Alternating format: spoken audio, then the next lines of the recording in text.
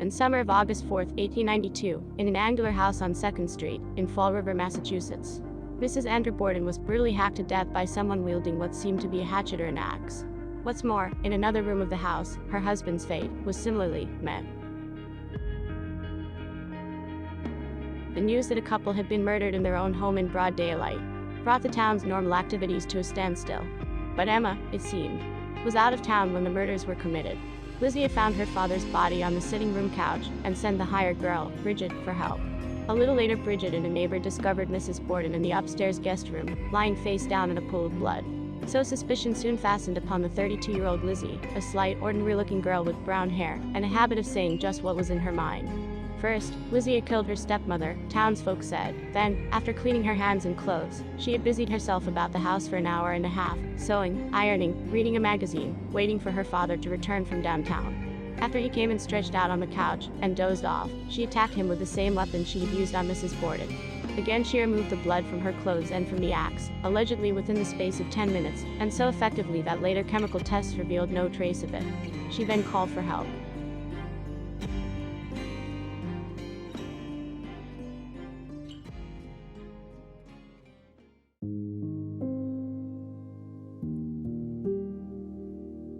Someone said she never shed a tear when the bodies were discovered.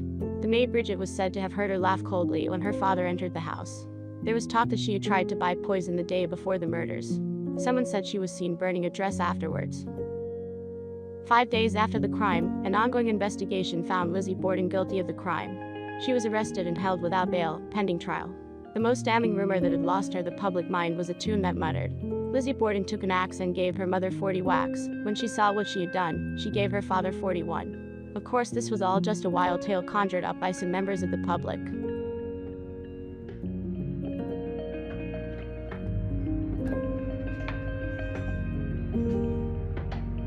128 years later, one is made to question, was she guilty? Were the public out for blood? Was the song a prediction for Chucky? Chances are a good 20 to 1. Back then, the law could have protected a defendant from double jeopardy, but it couldn't prevent the members of the public from passing judgment. In other words, it was a mob of rumor-fueled miscreants against a young woman who didn't get along with her stepmom.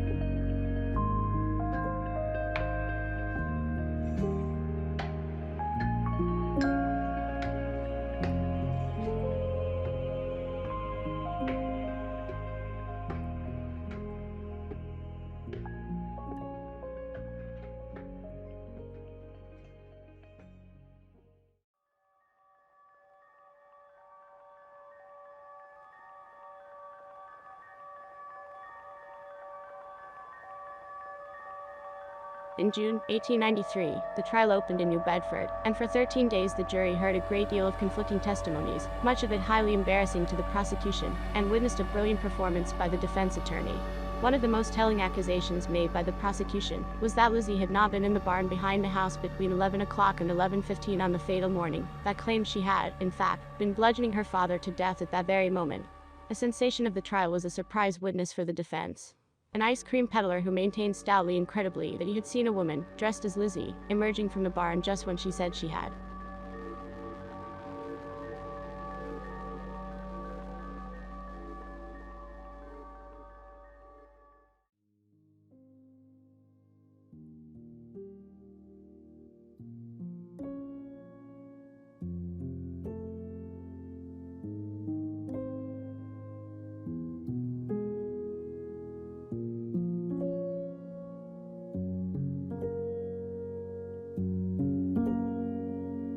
When the trial ended, the jurors were out for a little more than an hour before bringing in a verdict of not guilty.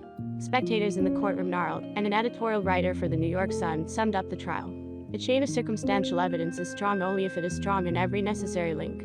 The chain tested at New Bedford the past 12 days was proved fragile indeed, not merely at one place, but in almost every link. Legally, the defendant was acquitted. Theoretically, her ordeal was over. But the public considered her guilty. Guilty by innuendo, if nothing else. Not even her death in 1927 would her slate be wiped clean.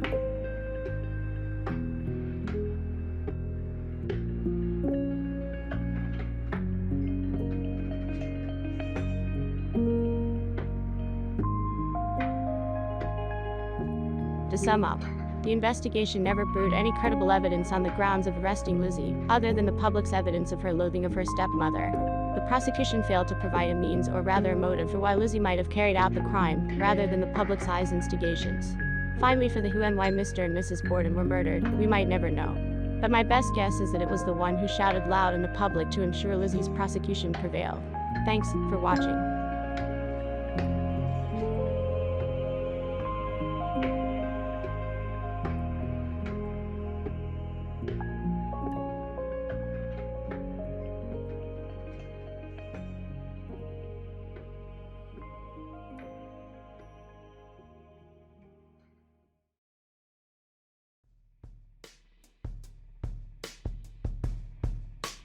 Hello and welcome to my brand new channel, where we seek to uncover timeless mysteries.